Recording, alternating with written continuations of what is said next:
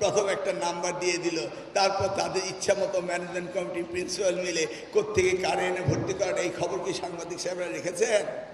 রাখলে কিন্তু আমাকে নিয়ে কেউ সমালোচনা করতো না।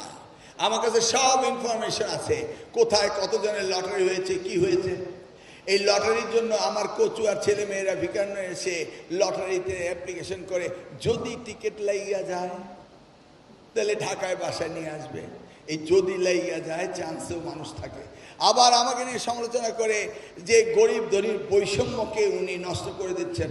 ও লটারি অনলি জানে কার সন্তান গরিব কার সন্তান ধনী, নাকি লটারি জানে।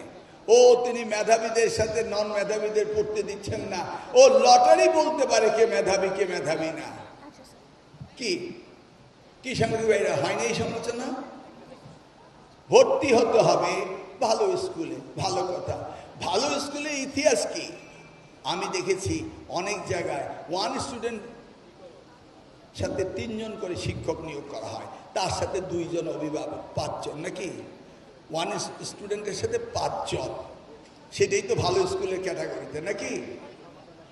এগুলি তো বিবেচনা আনতে হবে, দেখতে হবে।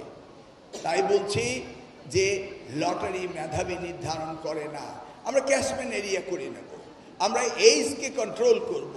আমরা বাচ্চাদেরকে নিউরো সায়েন্টিস্ট বানাচ্ছি না যে তাদেরকে এমন প্রশ্ন করে দেব।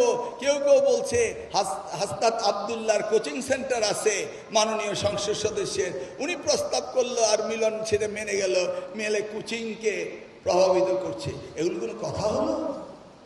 হ্যাঁ, ক্লাস 1-এর ছেলে কোচিং সেন্টারে যাবে, তাই এটা কি হয়? এটা জেনারেল পরীক্ষা হবে, ভালো মন্দ দেখা যাবে। একবারে যদি বেশি হয়ে যায় দ্বিতীয়বার যাবে, দ্বিতীয়বার তৃতীয়বার যাবে। আমরা তো ওই জায়গাও মেধাবী হান্টিং করতে পারি, নাকি? কিন্তু তাই বলে আমরা লটারি করে দেব, এটা তো হয় না।